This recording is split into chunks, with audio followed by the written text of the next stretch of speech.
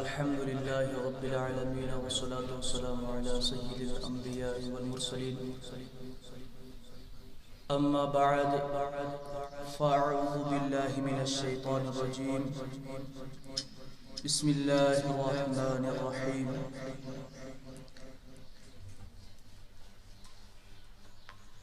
يا بني آدم قد أنزلنا عليكم لباسا يواري سوآتكم وريشا ولباس التقوى ذلك خير ذلك من آيات الله لعلهم يذكرون صدق الله مولانا العلي العظيم وصدق رسوله النبي المتين العمين الكريم ونحن على ذلك لمن الشاهدين والشاكرين والحمد لله رب العالمين.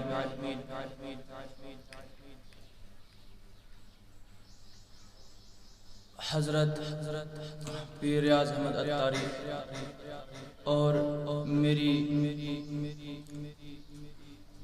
اسلامی بہنوں اور بھائیوں، میری طرف سے السلام علیکم ورحمۃ اللہ وبرکاتہ. آئے سب سے پہلے ہم اور آپ آقا نامدار مدینے کے تاجدار ہم غریبوں کے غمگسار دونوں عالم کے مالک و مختار کی بارگاہ بے کسمانہ میں درود و سلام کا نذرانہ عقیدت و احترام کے ساتھ اپنی غلامی کا ثبوت دیتے ہوئے پیش کریں گے. بڑے بآواز بلند صلی اللہ علیہ یا رسول اللہ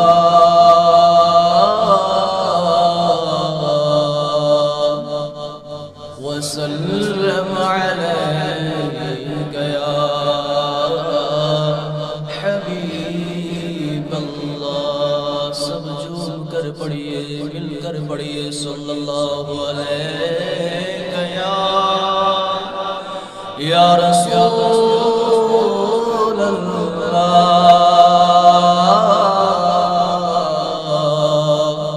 وسلم علیک یا حبیب اللہ صلی اللہ علیک یا رسول اللہ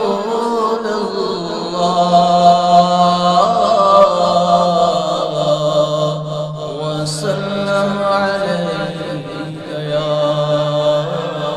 حبیب اللہ صلو علیہ صلاة وسلام علیک یا رسول اللہ صلاة وسلام علیک یا حبیب اللہ صلاة وسلام علیک یا نبی اللہ وعلى آلك وأصحابك يا نورا من نور الله.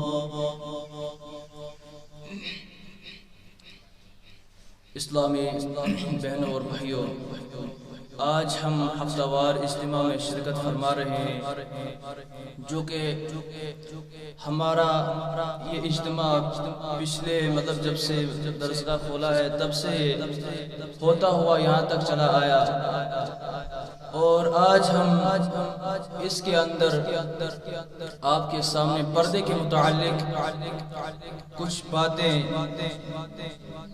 آپ کے سامنے گوش گزار کروں گا، پیش کروں گا، اور مجھے امید ہے کہ آپ بغور اسے سنیں گے اور اللہ تبارک و تعالی ہمیں اور آپ کو اس پر عمل کرنے کی توفیق بھی بخشے گا.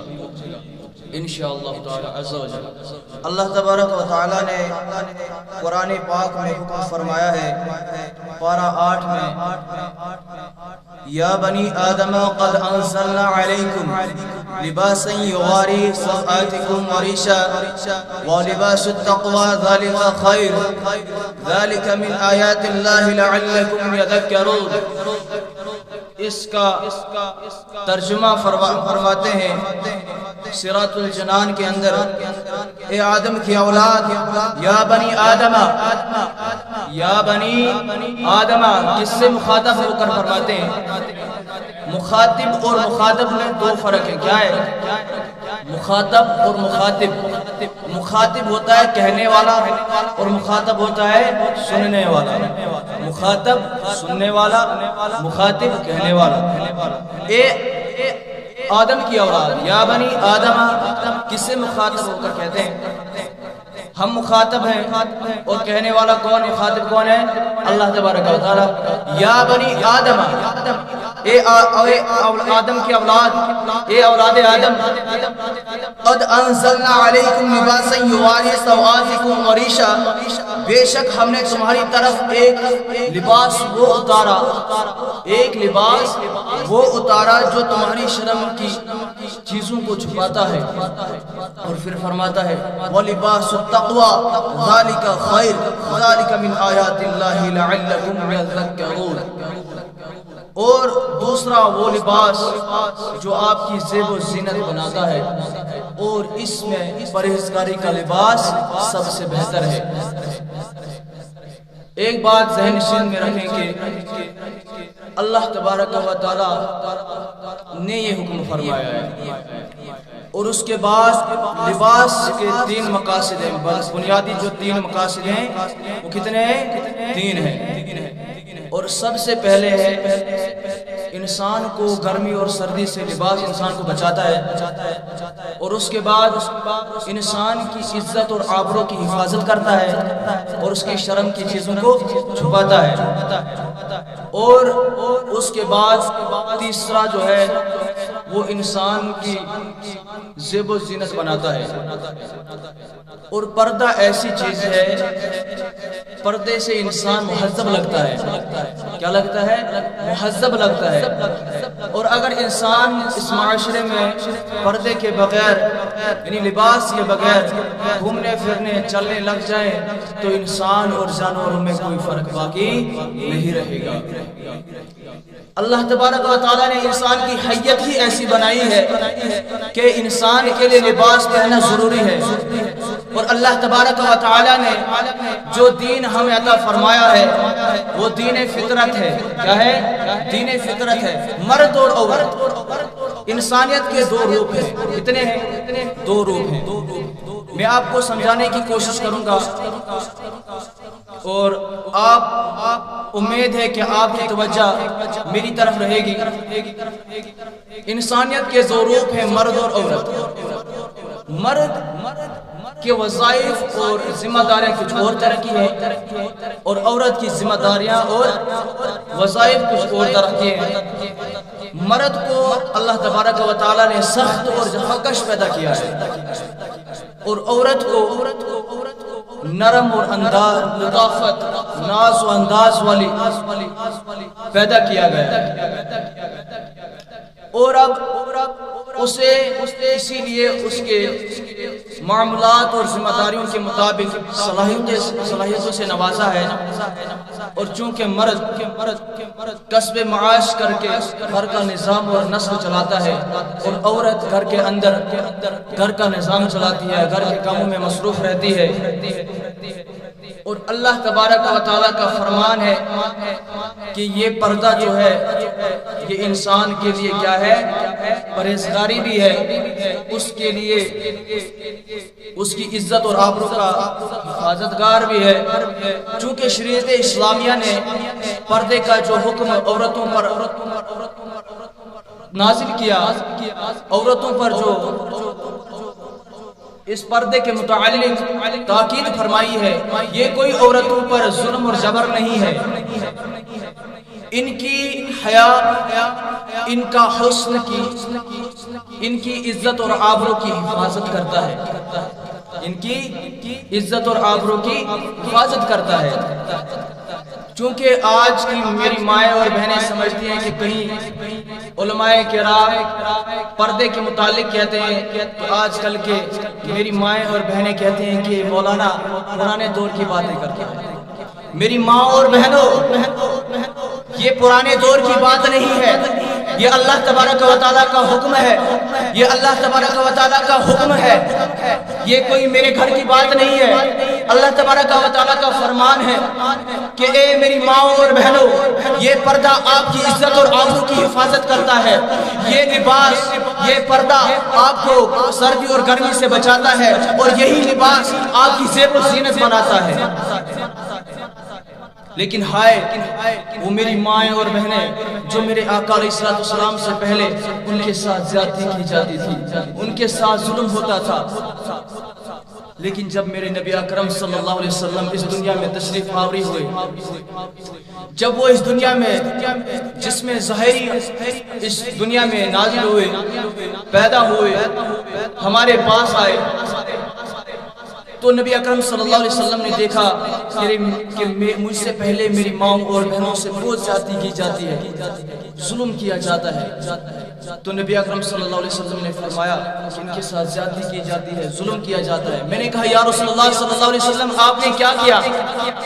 تو رسول پاک صلی اللہ علیہ وسلم نے فرمایا میں نے 25 سالہ زندگی میں 40 سالہ عورت سے نکاح فرمایا۔